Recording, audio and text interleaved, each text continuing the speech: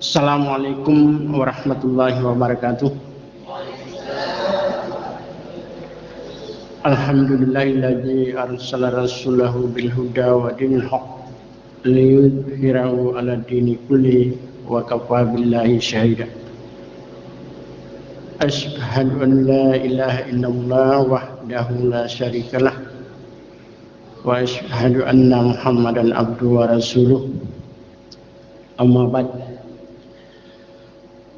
Kita ucapkan syukur alhamdulillah karena pada sore hari ini kita masih diberikan kesehatan, kekuatan dan kemampuan untuk melangkahkan kaki kita ke Masjid Istiqomah. Hadirin yang kami hormati,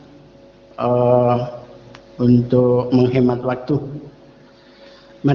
marilah kita buka acara kajian kita pada sore hari ini dengan sama-sama membaca basmalah. Bismillahirrahmanirrahim. Selanjutnya pembacaan ayat suci Al-Quran yang insya Allah akan disampaikan oleh saudara Syahid Munir.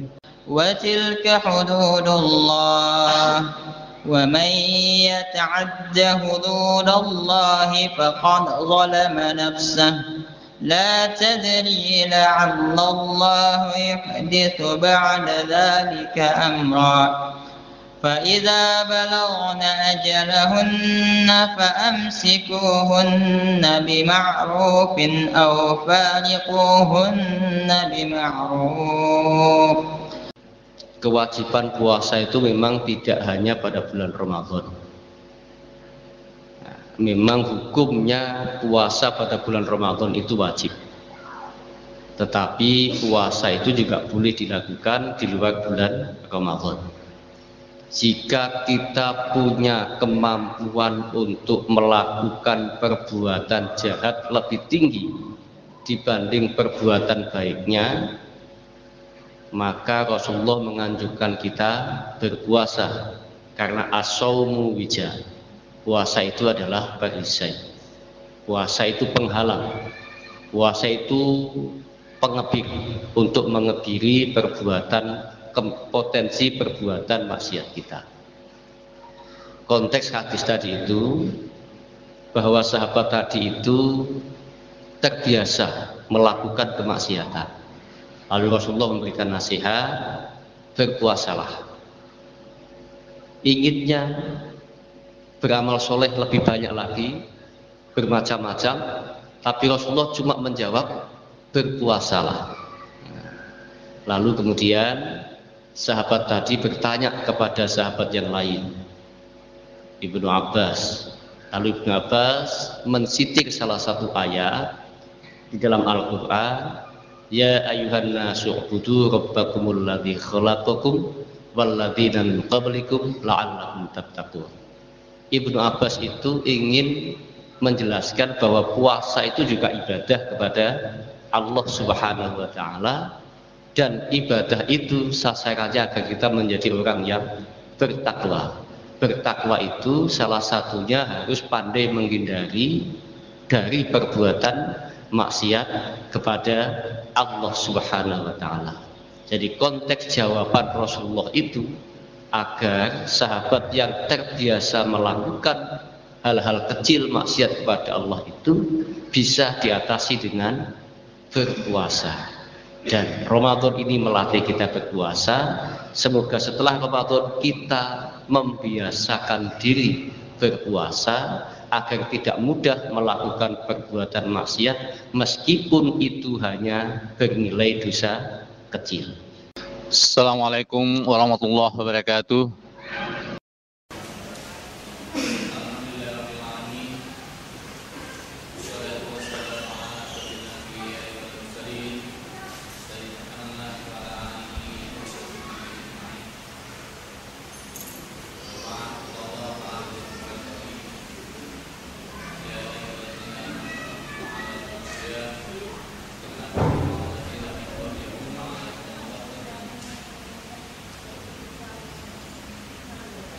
Alhamdulillah, puji syukur Allah Subhanahu wa taala atas nikmat yang diberikan kepada kita semua, sehingga pada sore hari ini kita dapat berkumpul di tempat Baitullah ini dan rangka melaksanakan pengajian dan sekaligus buka puasa bersama. Selawat dan taslim senantiasa kita sampaikan kepada junjungan kita Nabiullah Muhammad SAW, Nabi yang senantiasa mengingatkan kepada kita semua untuk berupaya semakin mendekatkan diri kepada Allah Subhanahu wa taala.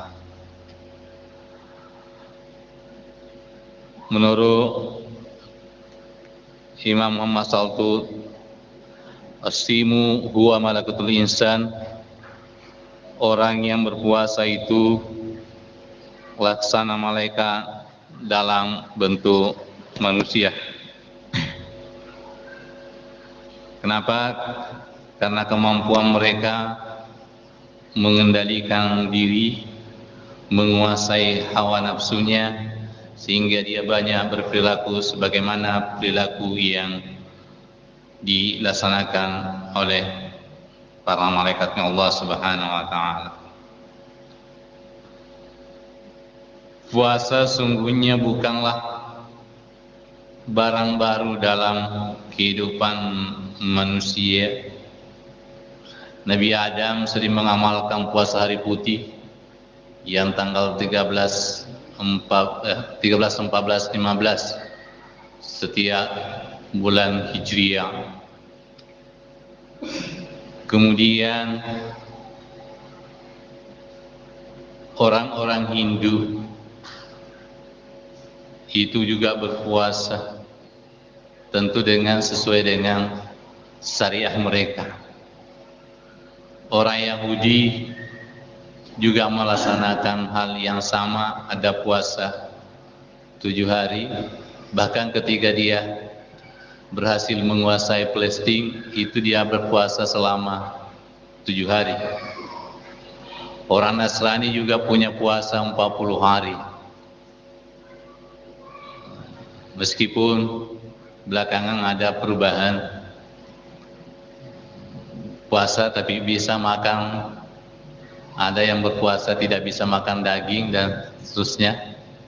Ada yang berpuasa tidak bisa makan dari tumbuh-tumbuhan.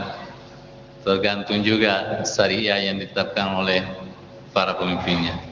Bahkan saya sempat buka tadi, orang-orang Yunani kuno termasuk Plato, ahli-ahli filsafat, Aristoteles, itu kalau menghadapi sebuah persoalan yang besar dalam perenungan, dia berpuasa. Terakhir ada buku yang berkaitan dengan penyakit jantung, itu dianjurkan untuk melaksanakan puasa Nabi Daud alaihissalam.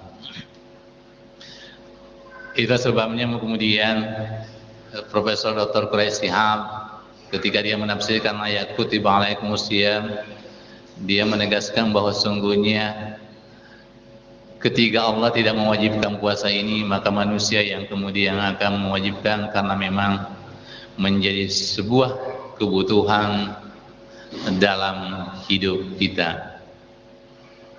Oleh karena itulah dari sini kita bisa melihat dari catatan sejarah manusia bahwa puasa ini bukan barang yang baru. Bahkan dulu di kampung ada orang menuntut ilmu kebal, itu puasanya siang malam, dan kalau dia malam itu bantal pakai kelapa, dan kalau jatuh kepalanya terjatuh dari kelapa dianggap dia batal. Seperti itulah syariahnya.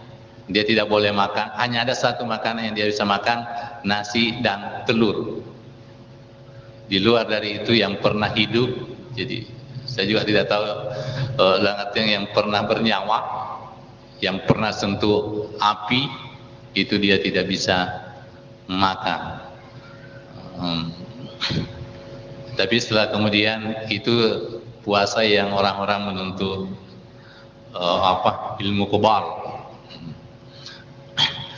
Bapak Ibu-ibu yang kami hormati, dalam ajaran agama kita sungguhnya puasa banyak memberikan dampak yang besar pada kehidupan kita. Yang pertama, puasa itu adalah bahagian daripada proses pensucian jiwa. Wa nafsi wa ma sawwaha falhamaha fujuraha wa taqwaha qad aflaha man saqqaha wa qad khaba man dassaha. Intinya bahwa beruntung orang yang membersihkan jiwanya dan merugilah orang-orang yang kemudian mengotorinya. Karena pada awalnya, pada asalnya ini kita adalah makhluk yang suci, yang bersih. Perjalanan hidup kita lah yang membuat kemudian banyak kotoran. Perjalanan hidup kita lah yang membuat kita terhijab oleh Allah Subhanahu wa taala, tentu melalui perilaku-perilaku yang tidak berkenaan di sisi Allah Subhanahu wa taala yang membuat itu semua. Atau dalam bahasa fikih kita bahwa dosa-dosa lah yang membuat jiwa kita mengalami kekotoran ini. Puasa kemudian mengembalikan posisi kita, ingin mengembalikan posisi kita kepada kesucian jiwa. Itulah sebabnya di dalam melaksanakan ibadah puasa banyak hal-hal yang bukan hanya prinsip kita tidak makan, yang tidak minum kemudian kita tahan, tetapi lebih dari itu ada upaya penahanan diri kita terhadap perilaku-perilaku yang bisa membuat terjadinya dosa. Kalau Imam Al-Ghazali kan menggambarkan hati ini seperti cermin. Begitu kita berbuat dosa, ada lagi titik hitam, sehingga kemudian tidak bisa memancarkan memancarkan sinar yang membuat kita terhalang dari Allah Subhanahu wa taala. Nah, inilah semua dari proses pensucian jiwa ini. Banyak amalan di dalam bulan suci Ramadan ini yang kemudian dianjurkan kepada kita, yang intinya adalah melakukan pembilasan terhadap diri kita. Kita disuruh banyak berzikir, kita disuruh banyak qiraat Al-Quran, kita disuruh kemudian qiyamul lail, adalah merupakan rangkaian-rangkaian ibadah yang dianjurkan oleh Allah Subhanahu wa taala kepada kita untuk membilas kembali jiwa kita. Karena kita ini adalah makhluk Rabbani, makhluk yang bersih. Fakim wajhaka lid-dini fitrah Allah, adalah makhluk yang fitrah. Diri kita, wajah kita, orientasi hidup kita sungguhnya adalah senantiasa mau kembali kepada Allah Subhanahu wa taala. Kemudian yang kedua,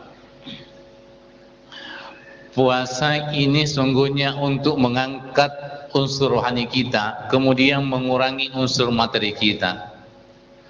Manusia punya dua hal, ada unsur rohani dan ada unsur jasadi, unsur materi. Unsur materi inilah yang selalu mendorong kita untuk banyak melakukan hal-hal yang bersifat duniawi, banyak mendorong kita untuk kemudian banyak mengikuti kesenangan-kesenangan yang bersifat sementara.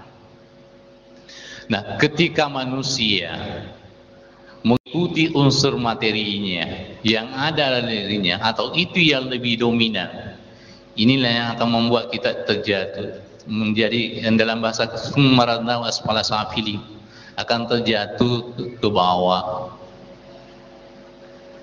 Sifat rakus kita, sifat semangat kita untuk kemudian mengumpulkan sesuatu yang bersifat materi, senang pada sesuatu yang serba wah, itu adalah unsur-unsur materi yang ada di dalam diri kita.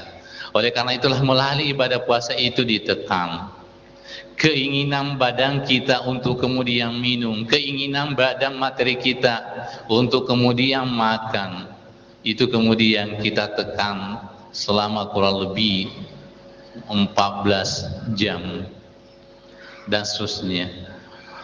Bahkan lebih dari itu, Ketika manusia mengikuti unsur materinya, dia bisa ulaika kal an'am bal hum adallu. Bisa kita lebih jauh daripada unsur binatang. Sebuah posisi yang sangat rendah, sebuah posisi yang sangat hina di sisi Allah Subhanahu wa taala. Oleh karena itu, ibadah puasa mengangkat kembali unsur-unsur kerohanian kita. Tetapi ibadah puasa yang bisa mengangkat unsur kerohanian kita adalah ibadah puasa yang juga memang disertai dengan proses pelaksanaannya sesuai dengan syariat. Apa yang diajarkan, dianjurkan dalam ajaran agama kita, itu kita laksanakan. Karena ada juga orang berpuasa, akan tetapi itulah yang disindir oleh Nabi, banyak orang yang berpuasa ilal ju'i wal atas, tidak ada yang dapatkan kecuali rasa haus dan lapar, sehingga dengan demikian tidak tercapai, tidak terangkat unsur rohaninya, justru unsur materinya yang kemudian banyak berpengaruh. Itu bisa kita lihat dalam artian, ya baru buka sudah ngos-ngosan, full pembalasan. Padahal Nabi mengingatkan kepada kita, perut ini harus kemudian kita bagi 3. Satu untuk darah setengah, karena kalau perut kita katakanlah 100 cm, ya 30 cm untuk darah, 30 cm untuk makanan, dan kemudian 30 cm untuk air. Bapak-bapak, ibu-ibu yang kami hormati, jadi sekali lagi puasa mengangkat martabat kita, khususnya unsur rohania, dan menekan unsur-unsur materi kita. Kemudian selanjutnya yang lebih penting lagi bahwa puasa ini adalah sebagai sebuah persiapan kita, tadi disinggung oleh Pak Jain, adalah untuk sampai kepada prinsip ketakwaan kepada Allah Subhanahu wa taala. Ini adalah sebuah predikat yang sangat monumental, yang sangat baik.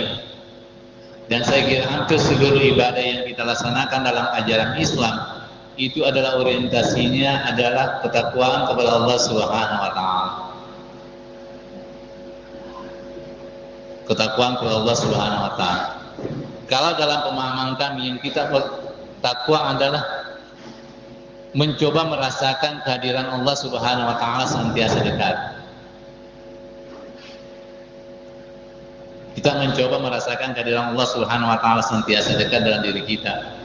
Wa huwa ma'akum aina ma kuntum wallahu bima ta'maluna basir. Ada sebuah kesadaran bahwa apapun yang kita kerjakan, apapun yang kita lakukan, itu semua di bawah patron dan kontrol Allah Subhanahu wa taala. Allah melihat, Allah mengetahui apa yang kita kerjakan. Akhirnya timbul sebuah sifat kehati-hatian di dalam kehidupan ini.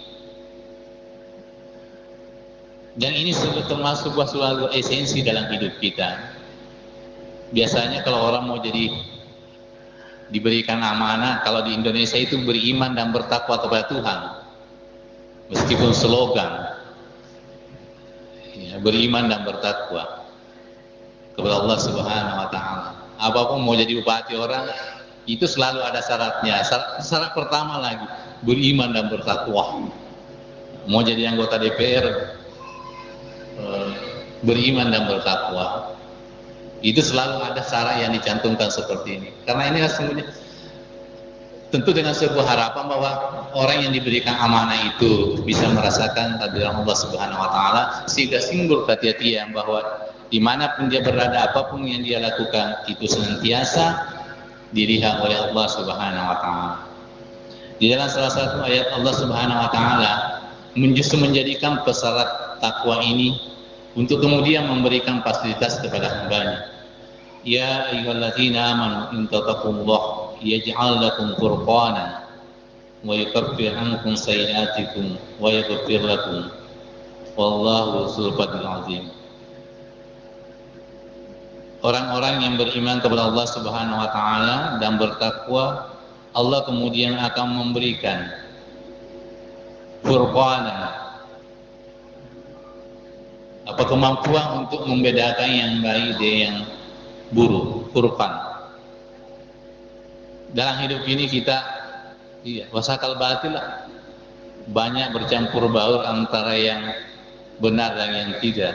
Nah, Allah menjadikan takwa sebagai syarat untuk kemudian diberikan furqan, kemampuan, kekuatan untuk agar manusia itu bisa membedakan mana yang baik, mana yang benar. Apalagi ya kita tinggal pada sebuah tempat, pada sebuah masyarakat yang tingkat masyarakatnya gado-gado, tidak jelas mana yang halal, mana yang haram, mana yang subhat, bercampur baur. Nah, Allah akan membimbing orang yang memiliki ketakwaan kepada Allah Subhanahu wa taala. Al-furqanan wa yukaffir ankum sayyi'atikum, serta menghapus kesalahan-kesalahan. Wa yaghfir lakum, kemudian menghapus dosa-dosanya. Takwa jadi sebuah persyarat yang diberikan Allah Subhanahu wa taala, kita bisa mendapatkan furqan, kesalahan kita dihapus, kemudian dosa-dosa kita diampuni oleh Allah Subhanahu wa taala. Bapak Ibu yang kami hormati, nah, melalui ibadah puasa lah ini jadikan sebuah perangkat sungguhnya yang diberikan Allah kepada manusia untuk lebih dekat kepadanya. Karena kita berpuasa ini kan bukan tujuan dari hidup kita. Tujuan hidup kita ada di dunia ini adalah beribadah kepada Allah Subhanahu wa taala. Tapi tujuan kita beribadah itu kepada Allah Subhanahu wa taala. Karena itu seluruh rukun, seluruh syarat dalam Islam itulah bukanlah sebuah tujuan dari perjalanan hidup kita. Tujuan akhir kita liqa'i rabbi, menuju kepada Allah Subhanahu wa taala. Memang tetapi kehadiran kita di muka bumi ini itu punya tujuan antara, yaitu tujuan beribadah, dan dari tujuan beribadah itu kita menuju kepada Allah Subhanahu wa taala. Bapak Ibu yang kami hormati, karena itu ibadah puasa sungguhnya mengokohkan persoalan hubungan kita dengan Allah Subhanahu wa taala, memperkuat kembali hubungan kita kepada Allah Subhanahu wa taala, hubungan vertikal kita.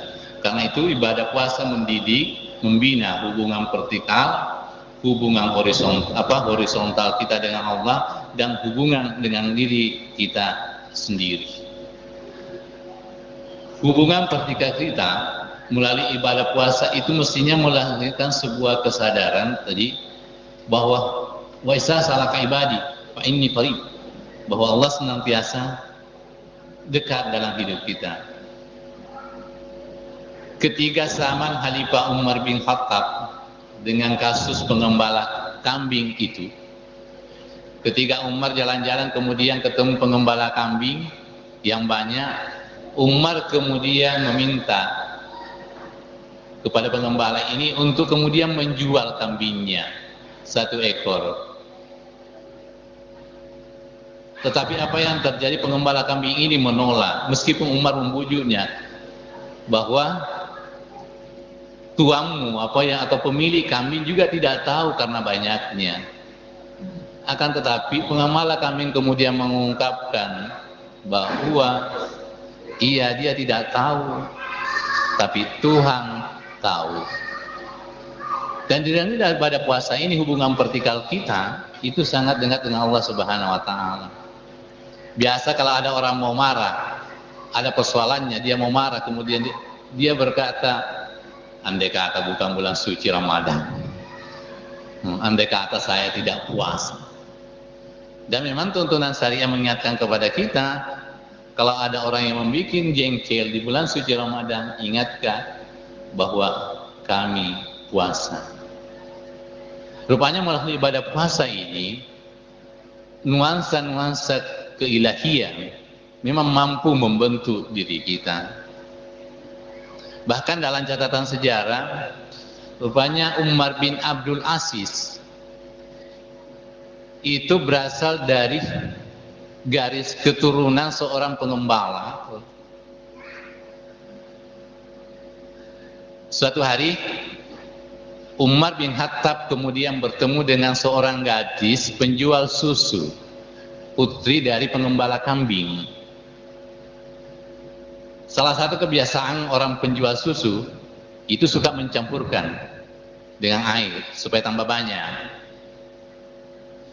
Sang putri pengembala kambing ini kemudian menjual susu secara murni, dia tidak campurkan.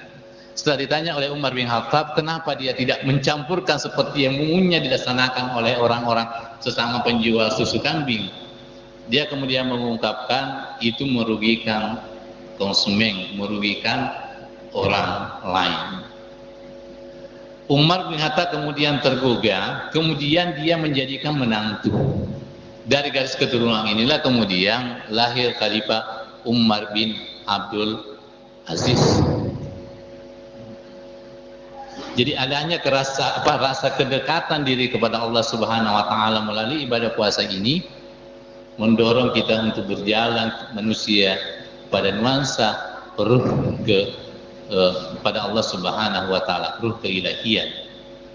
Kemudian yang kedua, apa yang selanjutnya? Dari proses ibadah puasa yang kita lakukan juga membangun hubungan kita secara horizontal. Horizontal, kita selalu berjumpa dengan orang, dengan sesama manusia. Paling tidak bahwa dengan ibadah puasa melahirkan sebuah kesadaran betapa susahnya kita. Kalau kita saja tidak makan satu hari begitu susah, bagaimana orang-orang yang tidak memiliki kemampuan. Inilah yang kemudian melahirkan sebuah ajaran dalam ajaran agama kita untuk kemudian ada persoalan zakat, ada persoalan infak dan sedekah. Tentu itu yang berkaitan dengan persoalan kemanusiaan. Hubungan horizontal yang lain bahwa frekuensi manusia untuk berjumpa di bulan suci Ramadan itu lebih tinggi melalui ibadah tarawih yang umumnya kita laksanakan secara berjamaah dan memiliki waktu yang lama. Di bulan suci Ramadan kita sangat sering berjumpa dengan saudara-saudara kita, para sahabat-sahabat kita yang paling tidak yang ada di lingkup kita, karena umumnya berada di masjid, umumnya dia ada melaksanakan salat berjamaah, sehingga melahirkan sebuah hubungan sesama manusia yang lebih akrab, lebih manusiawi, lebih terorganisir dan seterusnya. Yang terakhir adalah hubungan melalui ibadah puasa ini melahirkan sebuah hubungan terhadap diri kita sendiri. Membangun hubungan dengan Allah itu mudah, membangun hubungan dengan sesama manusia itu mudah, tetapi membangun hubungan dengan diri sendiri itu yang susah. Yang saya maksud membangun hubungan diri sendiri sini adalah bahwa melalui ibadah puasa melahirkan sebuah kesadaran kepada diri kita untuk melakukan introspeksi diri, bahwa manusia ternyata makhluk yang dhaif, makhluk yang punya semangat yang lemah atau dengan kekuatan yang lemah. Akhirnya kemudian timbul sebuah pengenalan diri yang oleh orang sufi, man arafa nafsahu faqad arafa rabbahu. Siapa yang mengenal dirinya sendiri akan mengenal Tuhannya. Kalau baru satu hari saja kita tidak makan, baru satu hari saja kita tidak minum, betapa laparnya kita ini. Padahal baru kita 14 jam. Bagaimana di Norwegia? Kemarin dulu tengah malam ada kok orang berpuasa di Norwegia itu malamnya cuma 1 jam. Jadi kalau ikuti matahari sekitar 22-23 jam dia tidak puasa. Atau Amerika saja sudah kelimpungan baru 16 jam. Nah, puasa ini sebenarnya melahirkan sebuah kesadaran dalam diri kita untuk kemudian kita mengenal bahwa ternyata kita la haula wala quwata illa billah, tidak punya kekuatan, tidak punya daya, tidak punya kemampuan. Karena itu tidak ada yang bisa kita banggakan, tidak ada yang bisa kemudian kita sombongkan. Sehingga dengan demikian melahirkan sebuah kepasrahan. Jadi melalui hubungan dengan diri sendiri, mestinya membangkitkan sebuah kesadaran untuk lebih banyak berpasrah diri kepada Allah Subhanahu wa taala. Ketergantungan kita, persandaran diri kepada Allah Subhanahu wa taala akan semakin tinggi melalui ibadah puasa ini. Karena itu ibadah puasa yang kita kerjakan sekali lagi adalah untuk kepentingan diri kita sendiri dan memiliki manfaat yang sangat besar, dan kita berharap bahwa ibadah yang kita lakukan ini itu adalah landasannya cinta, landasannya keridahan Allah Subhanahu wa taala. Saya ingin mengulangi, Imam Ali itu kan pernah membagi, subuh saya sampaikan di sini, Imam Ali membagi orang 3 dalam ibadah. Yang pertama ada ibadah, orang beribadah karena takut akan siksaan. Dia melaksanakan perintah puasa, dia salah karena takut disiksa oleh Allah Subhanahu wa taala. Imam Ali menganggap bahwa orang seperti ini adalah ibadahnya orang Buddha. Dia tunduk, dia patuh, dan semua perintah tuannya dilaksanakan hanya karena takut untuk disiksa. Kemudian yang kedua ada orang yang beribadah karena tergiur oleh keuntungan. Dia puasa, dia zakat, dia haji, dan apapun bentuk-bentuk ibadah dalam Islam dia coba kerjakan. Akan tetapi dia selalu berharap surganya Allah Subhanahu wa taala, keuntungan, mendapatkan keuntungan. Ini menurut Imam Ali, pedagangnya orang pedagang, puasanya orang atau ibadahnya orang pedagang, selalu berpikir tentang keuntungan. Yang lebih tinggi menurut Imam Ali adalah ibadah karena landasannya cinta. Dia puasa karena memang cintanya kepada Allah Subhanahu wa taala. Dia salat karena cintanya kepada Allah.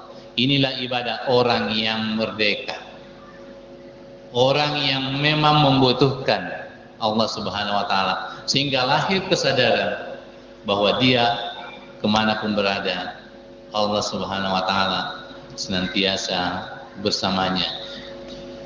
Kecintaannya kepada Allah Subhanahu wa taala menutupi segala-galanya. Jadi bukan lagi dia tunduk kepada Allah karena takut untuk disiksa, bukan tergiur karena kemudian kebahagiaan surga, tetapi semata-mata karena kerinduan, kecintaannya kepada Sang Khaliknya. Itulah biasa ada iman baca ilahi anta masubi waridaka maksubi. Hanya engkau yang saya masukkan ya Allah, dan hanya ridahmu yang saya harapkan di dalam melaksanakan ibadah ini. Oleh karena itulah kita sangat bersyukur kepada Allah Subhanahu wa taala, kita masih diberikan kesempatan menunaikan ibadah puasa ini sebagai sebuah syariah. Sekali lagi, sebagai sebuah syariah yang diberikan Allah. Orang juga yang namanya syariah, orang juga menjalankan syariah itu karena 3 hal. Yang pertama, syariah itu dijadikan karena hanya pilihan. Syariah itu dijadikan sebagai sebuah pilihan. Iya, kalau menguntungkan, ya dia laksanakan pilihan. Kalau perempuan misalnya dia pakai jilbab, ya kalau kemudian mau ke pengajian, kalau sesudah itu tidak lagi pilihan, tergantung menguntungkan tidak menguntungkannya. Kemudian yang kedua, orang menjalankan syariat karena kewajiban. Nah ini wajib, ya kita. Allah mewajibkan puasa, dia puasa.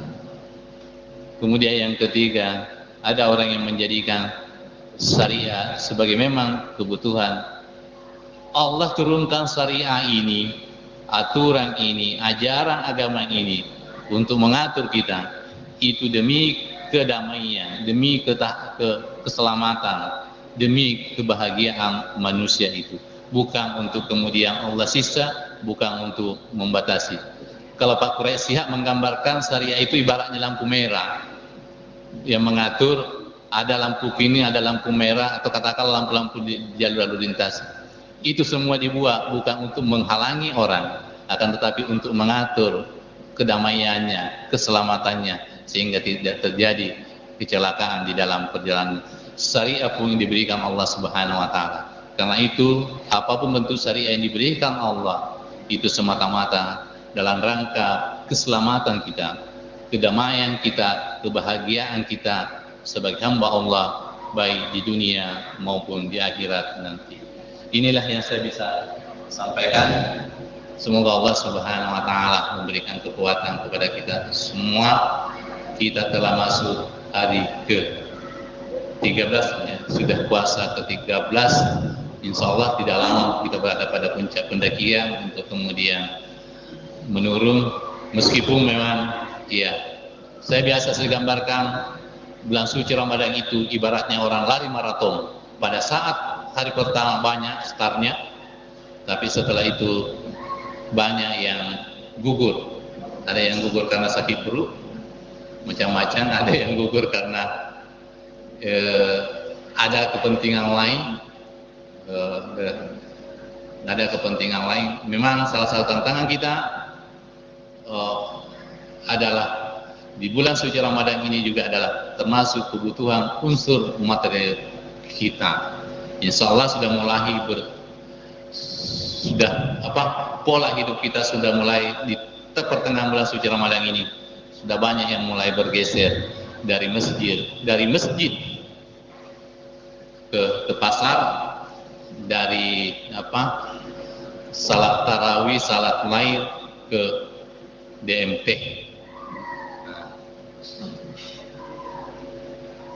Kita berlindunglah kepada Allah Subhanahu wa taala. Bukan berarti itu tidak bisa dipenuhi, akan tetapi ya tetap kita utamakan unsur rohani kita, unsur ibadah kita, karena tidak ada sekali jaminan bahwa ke depan kita masih dapat berkumpul di tempat. Inilah yang saya bisa sampaikan. Mohon maaf atas segala kekurangan. Semoga pertemuan kita ini mendapat berkah dan ridha dari Allah Subhanahu wa taala. Assalamualaikum warahmatullahi wabarakatuh.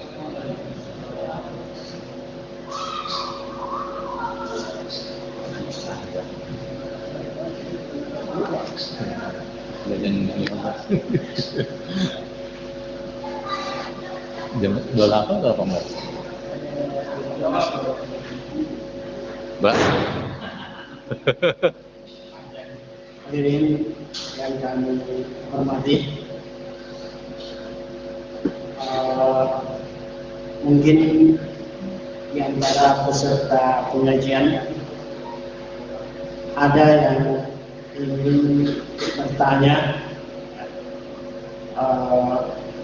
Waktu untuk kita adakan dialog masih ada kurang lebih 15 menit. Jadi kesempatan ini kami peruntukkan kepada jamaah sekalian, jamaah pengajian yang ingin bertanya dan silakan. Pak Ansar, silakan. Oh, 28 ya.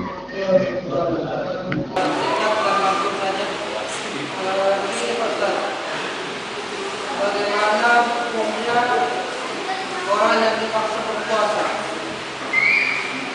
Maksudnya begini, kalau orang itu tinggal dalam suatu lembaga misalnya atau tinggal dalam suatu organisasi, dia harus berpuasa.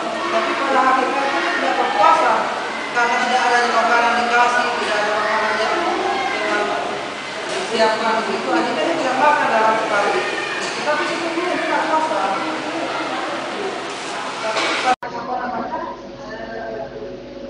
Kenyataannya dia tidak puasa. Kondisinya yang baru ketika dia tidak makan dan minum. Kayak dalam di penjara. Apakah nilainya itu nilai itu dan jarang puasa atau bagaimana? Terpaksa puasa. Jadi pertanyaannya adalah bagaimana kalau ada orang yang dipaksa puasa seperti orang di penjara ya. Maksudnya dia di penjara itu kan bukan kemauannya. Kalau orang di penjara itu bukan kemauannya di penjara.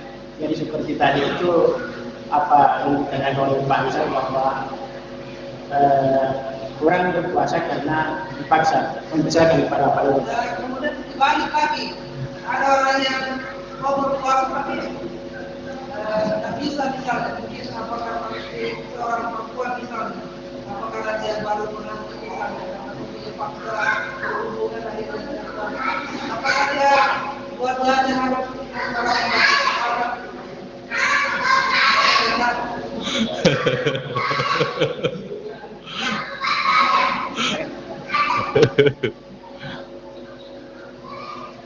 Ada dua kata itu, terpaksa, dipaksa. Karena semua itu punya makna yang berbeda. Terpaksa berbeda dengan dipaksa. Oke. Nabi itu kalau mau puasa sunnah sering dia tanya sama istrinya, adakah di sarapan pagi? Kalau Aisyah jawab tidak ada. Nabi bilang kalau begitu saya puasa. Nabi kemudian meneruskan puasa sunnah karena tidak ada persediaan. Berbeda dengan orang yang terpaksa, berbeda dengan orang yang terpaksa untuk kemudian dipaksa untuk tidak puasa ya, dipaksa untuk tidak berpuasa karena pengantin baru kalau pengantin baru kualat juga itu. Kualat juga itu kemudian. Kalau kemudian dipaksa.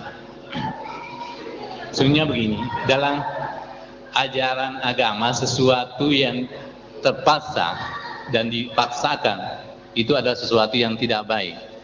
Hafsah, istri Rasulullah SAW pernah meminta kepada sahabat untuk membentangkan tali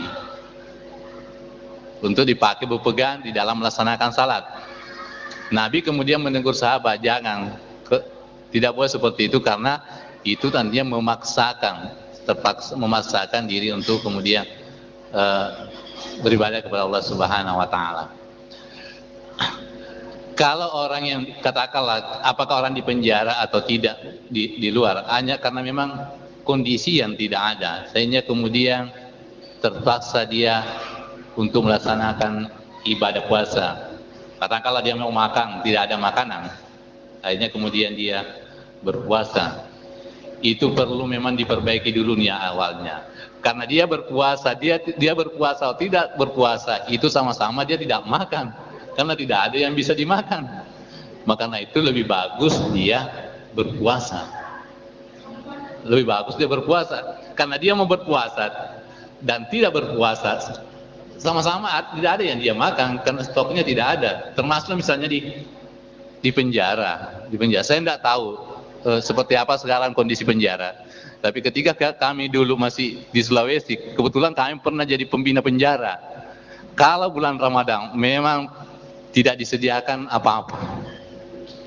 Memang dia sahur disiapkan selama 1 hari itu biar air minum tidak ada yang disiapkan oleh sipir. Dan akhirnya kemudian yang memang bajingan-bajingan mau tidak mau terpaksa ikut berpuasa karena tidak. Dan ingat yang namanya ibadah memang terkadang ada yang dipaksakan dulu. Karena ada itu hidayah Allah diberikan kepada hambanya lewat dipaksa terbuka. Mungkin yang harus kita lihat adalah persoalan kontesnya juga harus kita lihat. Tetapi kalau kita mau lihat kaidah umumnya, segala sesuatu yang dipaksakan itu adalah sesuatu yang tidak baik. Akan tetapi saya agak lupa siapa sahabat dulu yang disiksa, yang kemudian diminta untuk dipaksa untuk tidak mengakui Allah sebagai Tuhannya, Muhammad sebagai Rasulnya, sampai kemudian saya agak lupa di dalam Al-Quran itu surat berapa, sampai kemudian ada turun ayat bahwa kalau kamu mengakui secara lisan, tidak mengakui secara secara qalbi, artinya mengaku bahwa saya tidak mengakui Allah meskipun hatinya tetap dalam ketauhidan, maka tidak dianggap sebagai sebuah dosa dan tidak dianggap sebagai orang yang berdosa. Jadi kalau saya sebenarnya bisa lebih melihat seperti apa konteks yang sesungguhnya untuk baru kemudian kita lihatkan. Tapi kalau melihat Rasulullah SAW, Rasul sangat sering berpuasa karena tidak ada persediaan makanan di dalam rumahnya untuk sarapan. Inilah sebabnya salah satu kalau puasa itu kan kita dianjurkan berniat pada malam hari atau paling tidaklah sebelum terbit matahari. Tetapi untuk puasa sunnah bisa kemudian sesudah pagi baru kemudian kita puasa berniat untuk melaksanakan puasa sunnah, karena tidak ada apa-apa yang kita katakan tidak ada apa-apa yang ada di rumah. Dan Nabi sangat sering lakukan dan sangat sering bertanya, ya Aisyah, adakah roti untuk sarapan? Aisyah bilang tidak ada. Kalau begitu saya berpuasa. Puasa lagi Rasulullah SAW. Ya mungkin itu sebuah penjelasan dari saya, tapi wallahu a'lam bisawab.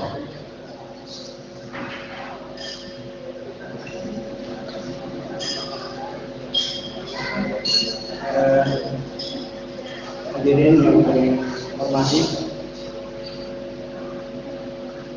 waktu buka puasa pada hari ini kalau tidak salah pukul 18 lewat 26 atau 27. 28. Ya. 28 ya. Terakhir di 26 kayaknya. Sekarang sudah 18 lewat 22 jadi tinggal 5 menit lagi ya. Akan buka puasa. Baiklah,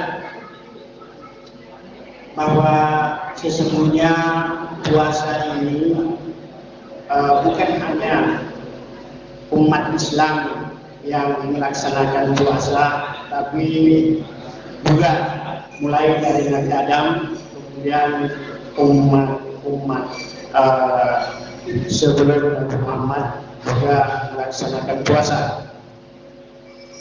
Selanjutnya bahwa puasa ini tujuannya antara lain adalah untuk mensucikan diri, kemudian mengangkat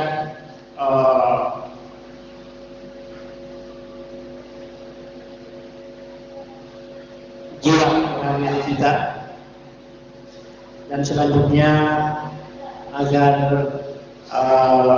kita bertakwa kepada Allah Subhanahu wa taala. Dalam hal ini kalau kita sedang mencapai ketakwaan, maka dalam hidup kita itu akan kita sangat berhati-hati. Kemudian setelah kita di dalam hidup kita sudah berhati-hati, maka hubungan kita dengan Allah Subhanahu wa taala insyaallah akan baik. Demikianlah yang merupakan kesimpulan dari kita semua dalam pengajian ini. Mudah-mudahan apa yang disampaikan bermanfaat bagi kita semua. Dan untuk pengajian selanjutnya pada hari Ahad yang akan datang, yaitu di Musyawarah Al-Markas di dekat pekuburan Pasir Putih. Marilah kita akhiri pengajian kita pada sore hari ini dengan sama-sama berdoa. Alhamdulillahirabbil alamin. Assalamualaikum warahmatullahi wabarakatuh.